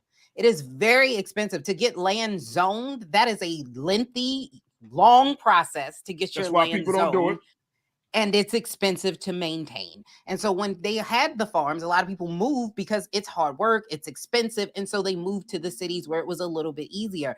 I think with younger people, maybe giving more of that education about the benefit of owning land, and not just, figuring out what type of land you have and what you can put on the land. And it's a lot of different things that go into it. So I think we should maybe do more education about what it means to own land and land ownership and where the wealth actually comes from. It's not just holding land is where the money comes from, but actually explaining where the money comes from and the benefit of actually holding that land. So hopefully maybe in schools we can teach something about or wealth. Or just at least even in school no more. They ain't gonna teach you that in school. True. I mean, you know what? Grandfather, grandma, auntie, somebody just got to take you out there. Like nothing, like you can't teach about that. This, like if you take a 7-year-old, a 9-year-old, a 10-year-old Black boy or Black girl and take them down south, right? Because some of us have had summers like that. Like, we every summer we were brought down to the country, right? Where our grandparents were, and they had us doing farm work, they had us doing land work, they had us doing all that type of stuff. And at the time, we were like, man, I don't feel like doing this. But as older men, older women, as more conscious people, now we understand the value of it. It don't need to be taught in school, just in a sense of just if it's not taught in your child's school, your grandchild or your niece or nephew's school, then you take the responsibility of teaching for yourself. But one of the things that I think we need to, and I got to have a conversation about this, Iman. The fact that a lot of our Black farmers today are struggling because even though President Biden had allocated that $5 billion, remember that? He had set aside $5 billion for Black farmers in this country, and everybody was getting upset, like, that's so racist, blah, blah, blah. Do you know that they still haven't have access to that money? That money has not trickled down to our farmers yet. I'm not and see that's the thing, like, this is why we do need some level of representation down in the rural areas. I'm not mad at any Black person that moves in those spaces, because just like the census, that representation is important, because we need to strengthen our voice for those Black farmers and those other folks that don't have voices. Iman, what's your take? I definitely agree. Having that support, it matters most. And a lot of Black farmers that I've learned they don't have the help. They really don't have the hands. It's not enough hands to be able to manage those daily tasks. Cause it is a sun up and sundown type of thing. You really have to make your own weekends or try to make your own work days. But if we were more hands-on and they had more support as far as people wanting to, sometimes even with education, maybe, and this is a long stretch, volunteer to maybe, I don't know, brush a horse or water the corn or something. Just start there. That small amount of education, that can be the seed to something, like you said, a child, rather than wanting to play basketball like LeBron. He may want to start a farm for his whole family to live on. So I think, we got to get more hands on. I like that. But that's a change in mindset, though, right? Because we need to define in this country, what does it mean to be successful? Because when we talk about success, we see LeBron James, you see big cars, you see big houses. You don't see owning land. That's not what success looks like. Yeah. So I think that's a question, a good point that, Amon makes. Like, what does it really mean to be successful in this country? Yeah, because the last time I checked, when somebody say, what do you want to be successful? Nobody said, I want to be a farmer. Right. Yeah, no. Right. Nobody says that. Heard it. But the farmer, look, the farmer is more rich than the basketball player. That is true. It can grow. The farmer will never starve. The farmer has literally take like the money that a farmer can get from the land, from milking a cow and having that skill set. Is more long lasting than a basketball player who's just in ignorance. That land is forever. Land and the farmer.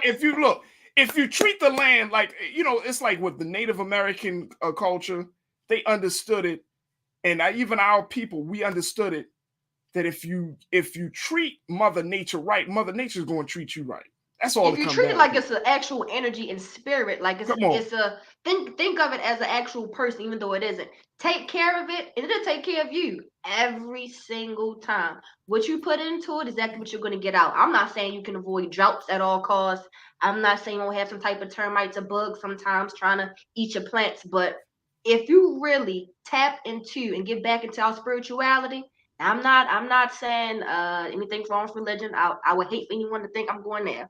I'm just saying, if you connect spiritually, tap back into our roots. We were the ones in slavery. We were the ones grooming the farmland. Yeah, it's in us. We just got to tap back into our spirituality. Absolutely. Look, I'm happy to see folks are moving, making this reverse migration. But ladies, I hope that it does lead to some sustainable change. That's all I'm happy. That's what I'm hoping for. We have some sustainable change with this migration and, new wages, better living conditions, getting support for our Black farmers. It just needs to lead to something else. I think it can. We just have to have the vision and have the ability to see it. Look, we got to take a quick pause. When we come right back, I had to keep one conversation specifically for today's panel.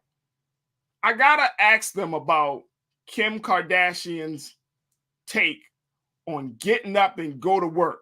Their whole take on this. We got to talk about that. Plus, we got trends posting doing the most. So stay with us, folks. We still got a lot to get to in the final 30 of the culture right here on the Black Star Network. We'll be right back.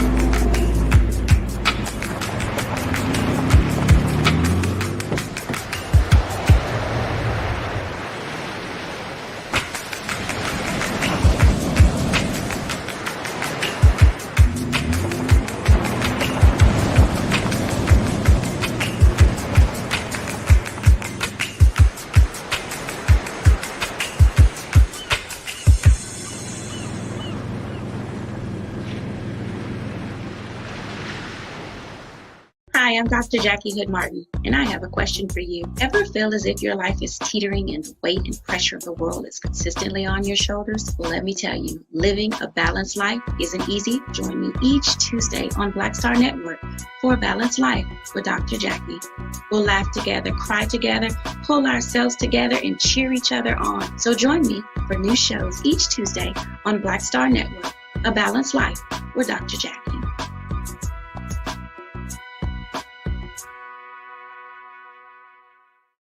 Pull up a chair, take your seat. The Black Tape with me, Dr. Greg Carr, here on the Black Star Network. Every week, we'll take a deeper dive into the world we're living in. Join the conversation only on the Black Star Network.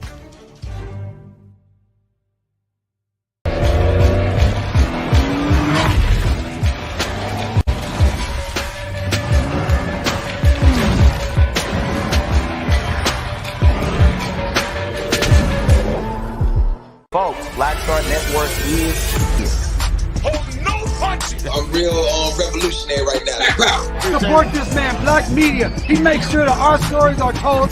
Thank you for being the voice of Black America, Roland. Hey, Black, I love y'all. All momentum we have now, we have to keep this going. The video looks phenomenal. See, this difference between Black Star Network and Black-owned media and something like CNN. You can't be Black-owned media and be scared. It's time to be smart.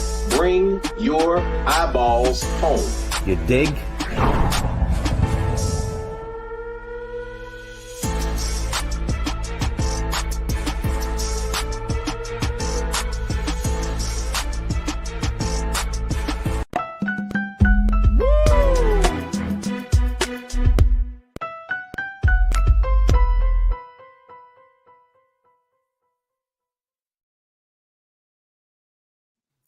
Oh boy, this is going to be a great conversation as we talk about some of the things that gotten under people's skin. Folks, I'm talking about Kim Kardashian. And Kim often gets into the media for a lot of different things, but for this time, she may have put her foot in her mouth when she and her sisters recently appeared on the latest cover of Variety magazine ahead of their premiere of their new Hulu show. Kim had some advice to give women in business, or those women who say they want to be in business but haven't made that reality true. Shayla, can we play that video of what Kim Kardashian said? We're going to get that video in a few moments. Look, but one of the big things that came from that, and bringing back my culture crew, we got Iman Heath, Lise Winnie. Ladies, Kim said, get your effing ass up and work. First thing, no, hold on. Both of y'all had the same look on your face. You were like, let me at him. Mm-hmm. Yep. Mm-hmm. Back. That's all she had to say. Her husband gave her. I saw an interview. She said that some Instagram people sent her an offer for $1 million to make a post about their product, something like that, about Kanye shoes, right? And she says that she asked Kanye about it. He said, no, don't do it. She's like, well, it's a lot of money. I think like $1 million, something like that. And he's like, don't do it. So then he later, I think like a day later, sends her a check. Her husband sent her a check for $1 million and I believe a contract to own a percentage of Yeezys, his shoes. So let me ask the viewers, can your husband write you a $1 million check for anything? So Kim isn't even in the same bubble or perspective to even give a thought on what she think we need to do. Sis, you have y'all seen her pantry? Her pantry looks like a market. Kim can't say nothing to me. Kim can't talk to me. Go ahead, Lise. She can't talk to me. She can't. Mm-mm. Yes, Kimberly Noel Kardashian. my fellow Libra and mom and victim of low-rise jeans back in the 2000s. Listen, I think Kim Kardashian, she is in a different world. And I can't knock her and fault her for it because we as the general public put her on a goddamn pedestal. And so now she believes that she is what we said she was. And I'm not saying that Kim doesn't work hard. I can't say that because she was able works to hard. I mean, she gets up 4:30 in the morning. She does the workout. She does the whole thing. So yes. I'm sorry. Hold on, Lise. Pause real quick. Farajii, what hard work does she do again? Say it again. You say it one more time. She does. Look. I know that she has a number of brands. Of course, we know that her television show, and she's always seems to be looking for the next big opportunity, the next big thing, right? But you can't say, and I know a lot of people believe. I'm not gonna say a lot, but I know some people believe that rich people or famous people don't work hard, and actually, that's not true. Okay. They had to work hard to get to the place that they got to. But Kim Kardashian got put on Farajii. Look, trust and believe. Yes, I know. Her father, Robert Kardashian, Mr. Lawyer for O.J. Simpson. And let's not forget Ray J. She has grown up in a very privileged space. Right. So we all understand that. But let me just say this. Because just as much as I said what I said about rich people or famous people, they did work hard to get to that place, right? But nobody works harder in this country. And I'm going to say this very bluntly. Nobody works harder in this country like poor people. Agreed. That is a fact. But when I'd say with Kim Kardashian, she was, because her mother and her was able to take that, we'll call it adult leisure tape, flip it like they were cutting some type of product and make them into their whole family into celebrity. So they worked very, very hard in order to bring her from where she was. People didn't take Kim Kardashian seriously. Now, she was given grace because she was white. Has she been a black woman? Honestly, I do not think she would be where she was today if that was how she actually started. But I will say that Kim Kardashian probably does work hard, but she started at a different place in the race. So what we can't do is that every rich person didn't work hard to get. Sometimes they were afforded and you are privileged or lucky to be where you are. We can't take away from the fact that some people just are lucky. Now, I think that she does work and she works hard. But what she fails to realize is that every woman is not in the same position that she's in. And I think that what she was saying, I think it's the wrong messenger, maybe the wrong tone, but I don't think that Kim Kardashian, what she said was 100% wrong. I think she was talking to the wrong people. So she's talking to the people that are like on Instagram and think, oh, you just post this picture on Instagram and then you'll be famous. Like that's, I think, who she's talking to. I do not think she would have the gall to sit here and talk to women out here that are actually working. They get paid less. We have the woman tax. Everything that has woman on it, you pay more for. We don't get paid the same amount as men. We're working hard. We take the hit because most women have the babies and have to take off work. I do not think she would make that. Maybe she could make that statement, that very asinine statement, but I don't think she was talking to all women. I think she was talking to those women that think that Instagram is an easy route. That's what I think. You know what? And I'm not going to disagree with you there, because I think that is another cultural point that we have to address, that social media, that some people are making a lot of money off of social media, and then some people are just using social media very lazily, in a very lazy way, excuse me. But let me just play this video so folks can hear for themselves what Kim Kardashian had to say about women and working and owning a business. Check this out. The best advice for women in business: get your fucking ass up and work. It seems like nobody wants to work these days. That's so true. You have to surround yourself with people that want to work. Have a good work environment where everyone loves what they do, because you have one life. No toxic work environments, and show up and do the work. Now that was idiotic. No, wait a minute. Hold up. No. The end of it was idiotic about the toxic workplace. But I'm talking about before that. I'm talking about before that. Some people, she said, you have to surround yourself with people who want to work. You're trying to build an empire, and these dudes are just trying to build a sandwich. I think that's advice I've heard from people for many years, right? Any type of success coach and all that. You have to get around people. That's one of, I mean, yes, the tone is like get up, but we said it to ourselves. Like, if at least Iman, y'all know it. You know, you probably got a homegirl that claiming that she wants to do all of these things, but then at the same time, you be like, girl, you gonna work in? Girl, I'm trying to go out this weekend. What about you? What about your situation? I thought you got your business, girl. I mean, I just post something on Instagram. You be like, no, get your ass up. Get your do it. Well, I don't think. I mean, the tone might be people like, oh, the tone, but it's like, but people don't work. People don't want to work.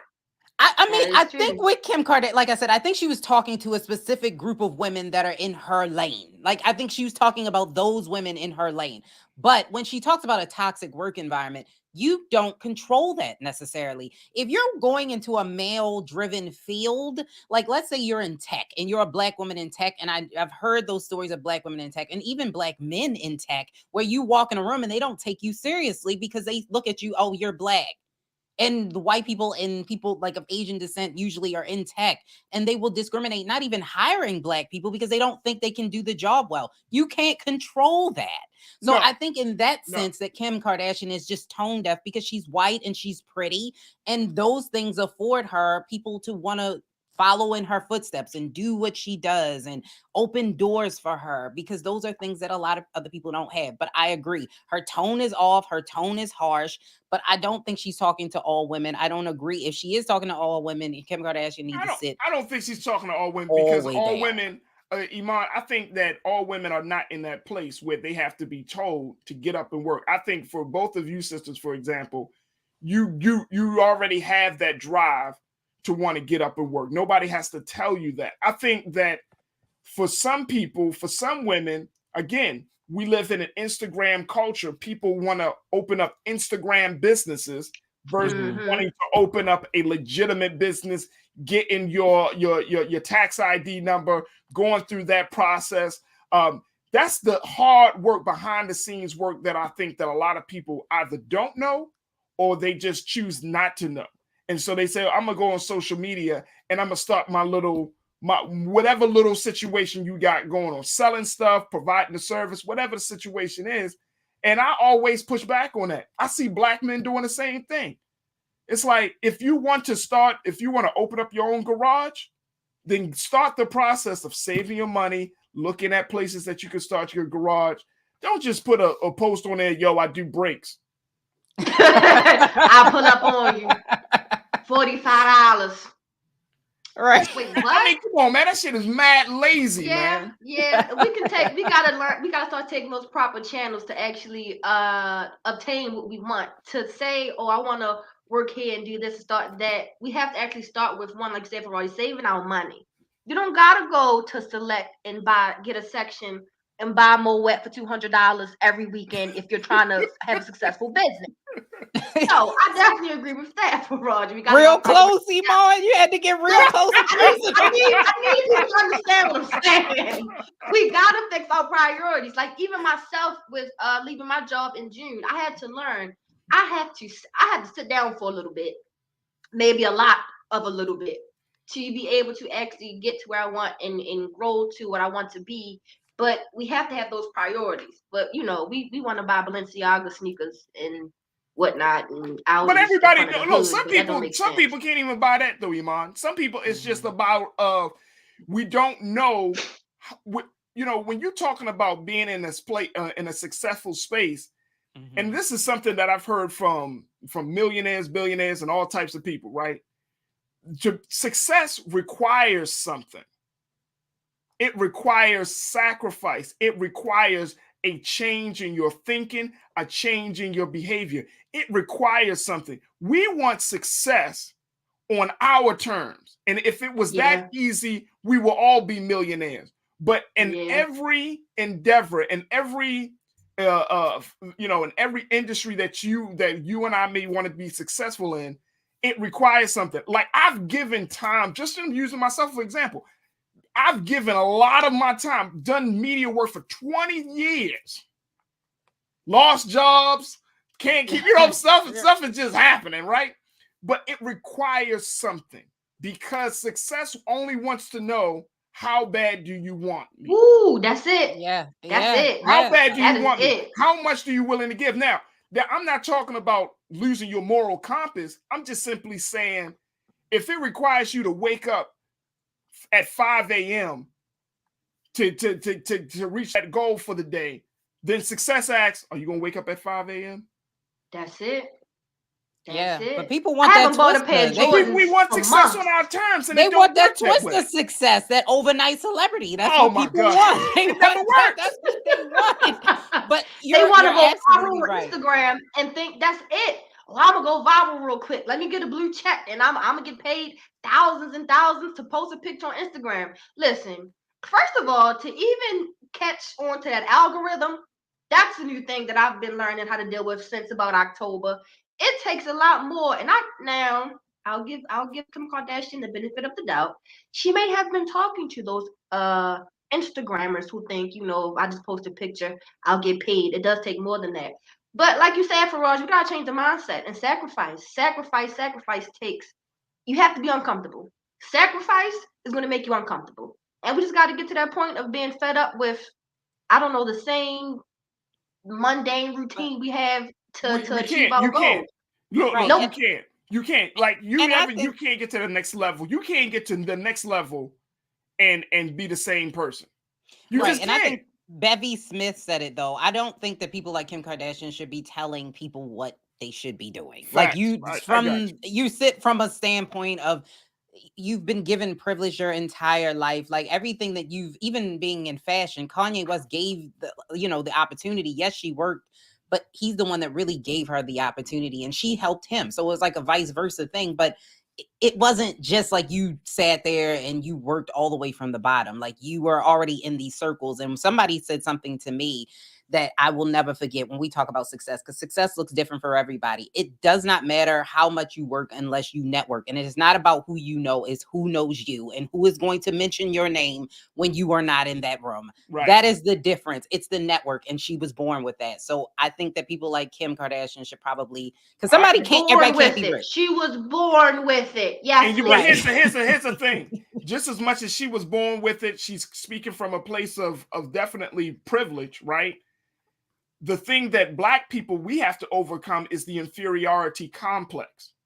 So just as much as we say, oh, she's born with it, or she had all of these things, but then we can't fall into a place and say, well, the system won't allow us to do this, or I'm not given the opportunity to do that.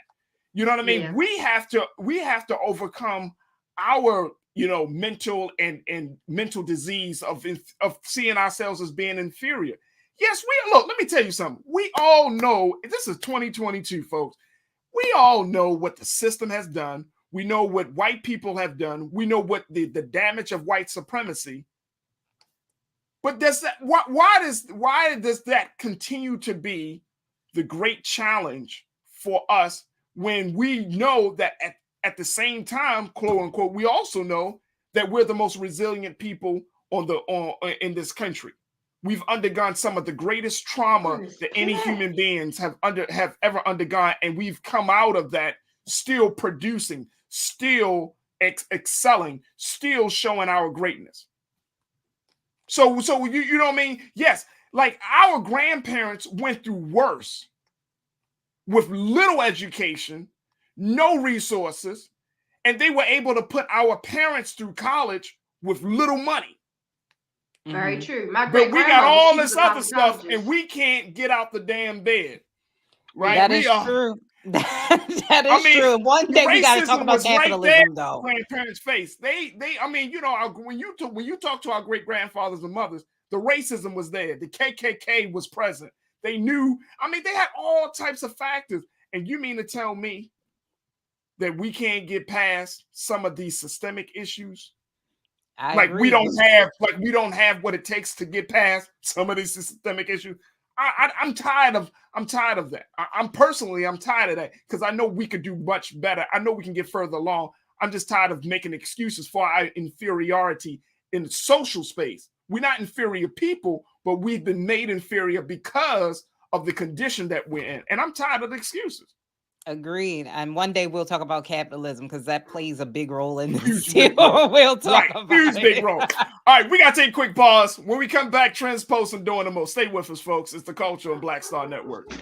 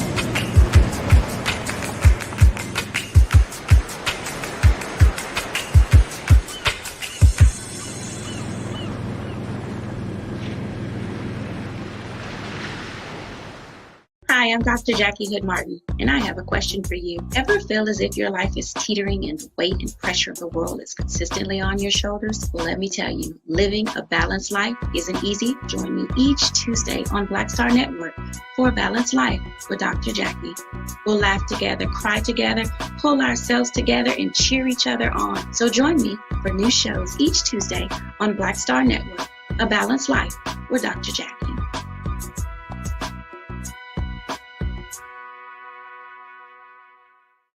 Pull up a chair, take your seat.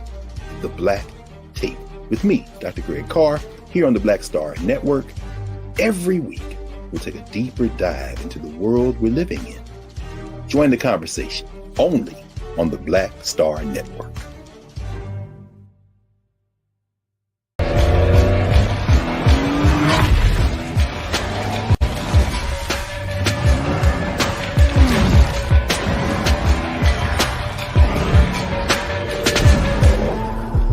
Folks, Black Star Network is here. Oh, no punches! I'm real revolutionary right now. Support this man, Black Media. He makes sure that our stories are told. Thank you for being the voice of Black America, Roland. Stay black. I love y'all. All momentum we have now, we have to keep this going. The video looks phenomenal. See, there's a difference between Black Star Network and Black-owned media and something like CNN. You can't be Black-owned media and be scared. It's time to be smart. Bring your eyeballs home. You dig?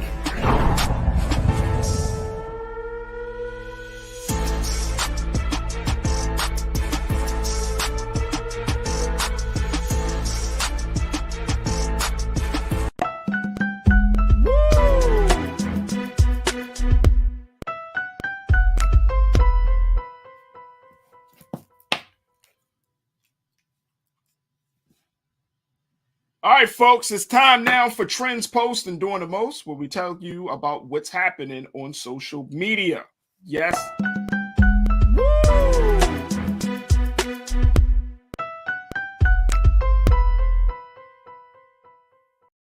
All right, real quick, folks, we got a couple of stories, Iman and Lisa, that I want to bring to the forefront. Couture Huron. She is a justice advocate, and she was a major justice advocate in the Breonna Taylor case. She has just been chosen as to be USA Today's Woman of the Year. I want to give her a big round of applause for that. She is a former lobbyist with the ACLU of Kentucky, and she is now the state of Kentucky's first openly LGBTQ state representative. How about that?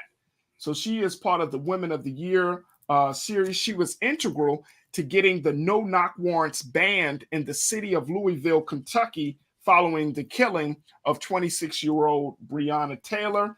And she was also making sure that she was also elected to the Kentucky's House of Representatives by special election in February, and that she joined the ACLU in 2019, where she focused mostly on legislation around juvenile justice. But she said her path shifted when Breonna Taylor was killed. I want to throw this quote from her up on here. She said, "I think the system we have today does not work. It has never worked. I don't think it's going to work, but I also know and understand that we can't today just say completely tear it down. What are the alternatives? How do we create a society in which we don't even need this type of carceral system?" Ladies, what's your thoughts on that? Her for president. Got my president's vote. She can be the black people candidate for me. I love her mindset and her viewpoint of where she's at. That's exactly what we need. That's exactly what you need. Lise, what you think? I mean, I support her 100%. I think she's an amazing person. I honestly think that she's absolutely right. Like, you can't completely, like, what are the alternatives? You can't just completely tear it down. Now, I think it's a little bit, can we live in a perfect world? I don't think so. But I do like people that at least try to achieve it. Here's what I love about people like Katora and others who ask those questions. You start from the place of seeing things the way they are versus starting from a place of somewhere on Mount High somewhere. I'm covering up my own sign. There we go. You know what I mean? You start from where you are then versus just start from reality and then work out the vision. So I love that. So big shout out to Katora Heron. Thank you so much, sis, for the work that you're doing. And of course, we know the Breonna Taylor situation is still ongoing, as there have now been a call for someone to take responsibility for the killing of our dear beloved sister. All right, very quickly, Ben Crump. Mr. Ben Crump, who is the civil rights trial lawyer, nationally recognized. Well, apparently, folks, his profile is going to get even bigger as he is developing a legal series based on his own life. How about that? According to the reports, the legal series is titled Stokes, and the docuseries will follow Crump and his associates as they travel the country fighting to change the problems within the justice system. He's teaming up with House of Lies creator Matthew Carnahan and Nadia Hallgren, who directed Michelle Obama's Becoming documentary. Have y'all seen that? I have not watched it. Y'all haven't seen that one? Mm-mm. It's dope. It's really a good documentary. I really enjoyed it. Me and Nara watched it. Very, very good documentary. Very inspiring. But it's interesting that we see Mr. Ben Crump now talking about having his own docuseries called Stokes. It's interesting to see how you can start from one place in this country and then you could literally can go into a whole nother space. Right. It's like, really what? What popped in my head when you said that was, who is going to control it? Like, if there are people who are funding it, maybe providing some type of monetary resource for them, if they are, what are they going to edit, not say, or say? Like, is he going to have complete control over how it's produced?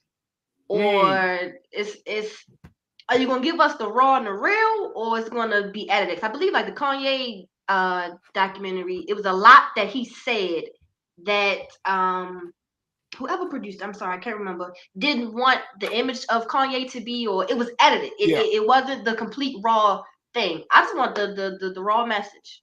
I hope we get the raw message. Yeah, I hope so too. But I know it's going to have some inspirational moments. They're not going to shine a light on Ben Crump in a way that's disparaging, of course not.